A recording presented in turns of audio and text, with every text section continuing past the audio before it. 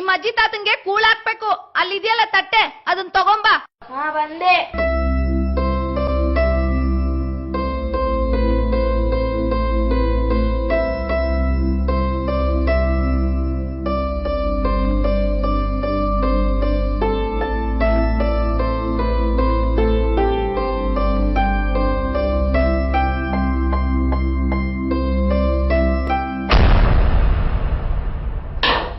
ಸರಿಯಾಗಿಡಿಯೋ ತಟ್ಟೆನ.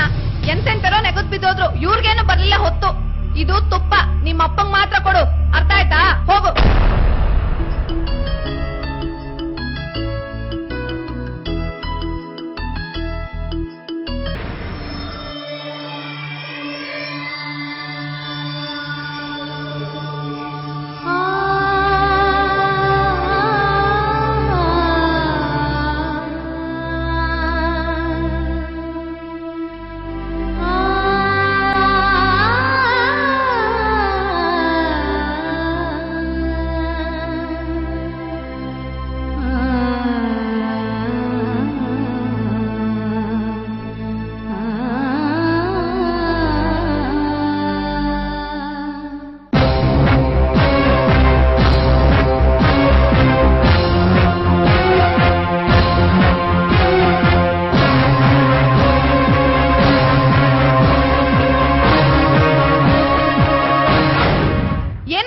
Ramu, school ಗೊತ್ತಾಗ್ಲಿಲ್ವೇನೋ? ಏನಿಲ್ಲಮ್ಮ, ಈ ತಟ್ಟೆನ್ ಜೋಪಾನಾಗಿ ತೆಗ್ದಿಡ್ತಿದ್ದೀನಿ. ಮುಂದೆ ನಿಮ್ಗೂ ವಯಸ್ಸಾದ್ಮೇಲೆ ಇದೇ ತಟ್ಟೆಗೆ ಊಟ ಆಗಕ್ ಬೇಕಲ್ಲಮ್ಮ.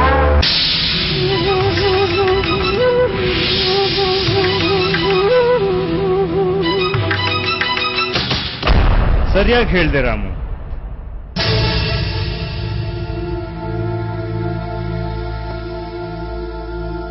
ಮಾಡಿದುಣ್ಣು ಮಾರಾಯ ಅನ್ನೋ ಗಾದೆ ಹಾಗೆ ನಿಮ್ಮ ತಪ್ಪಿಗೆ ಶಿಕ್ಷೆ ಇದ್ದೇ ಇದೆ.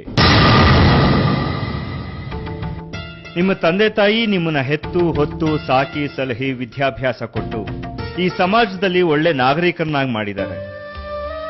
ಹೆತ್ತ ತಂದೆ ತಾಯಿ ಋಣ 100 ಜನ್ಮ ಎತ್ತು ಬಂದ್ರೂ ತೀರ್ಸೋಕ್ಕಾಗಲ್ಲ. ಅಂಥದ್ರಲ್ಲಿ ನಿಮ್ಮನ್ನ ಹೆತ್ತ ತಂದೆ ತಾಯಿಗೆ ಒಂದು ತುತ್ತು ಊಟನೂ ಹಾಕೋಕಾಗದೆ ಬಾಯಿಗೆ ಬಂದ ಹಾಗೆ ಬೈತಿದ್ದೀರಲ್ಲ.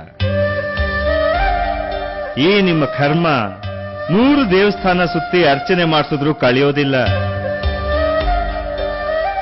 ನಿಮ್ಮಂಥ ಪಾಪಿಗಳಿರೋದ್ರಿಂದಲೇ ನಮ್ಮ ಸರ್ಕಾರ ಪಾಲಕರ ಪೋಷಣೆ, ಸಂರಕ್ಷಣೆ ಹಾಗೂ ಹಿರಿಯ ನಾಗರಿಕರ ರಕ್ಷಣಾ ಕಾಯ್ದೆಯನ್ನ 2007ರಲ್ಲೇ ಜಾರಿಗೆ ತಂದಿದೆ.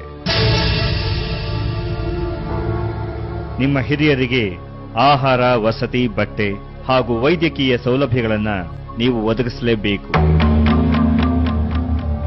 ಇಲ್ಲದೆ ಹೋದ್ರೆ ಹಿರಿಯ ನಾಗರಿಕರ ರಕ್ಷಣಾ ಕಾಯ್ದೆ ಅನ್ವಯ ನಿಮ್ಮನ್ನ ಬಂಧಿಸಿ ಕಟ್ಟುನಿಟ್ಟಾದ ಕ್ರಮ ಕೈಗೊಳ್ಳಲಾಗುತ್ತೆ.